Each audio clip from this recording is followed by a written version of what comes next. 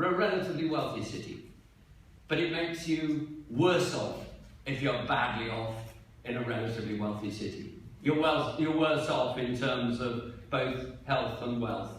Property is less affordable, and it's a real challenge living in one of the challenged areas of Bristol when you see so much relative wealth around. And I think that that has an effect on people's minds. And what is absolutely vital is that we find a way of measuring the success of this city that is way beyond those narrow economic measures, because that is what politicians understand. We understand the things you can measure, but we must look at the things that are more difficult to measure.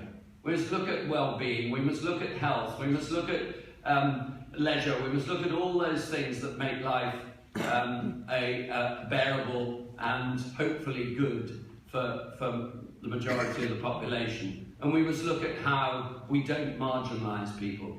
It is still shocking to me. First of all, it's shocking to me that we're the only city outside the southeast that punches above the national average in terms of economy. But it's shocking to me that in a city in 2014 that we still have a life expectancy differential. Life expectancy isn't everything. Life quality is more, to my mind. But that we have a life expectancy differential of 8 or 9 years, depending how you measure it, between depending on where you were born and where you live. That is shocking, and we have to narrow that gap. And we have to look at all those issues that connect to make people's lives better. So, early intervention. Intervention, especially the people who have felt left out. And that is what all this is about.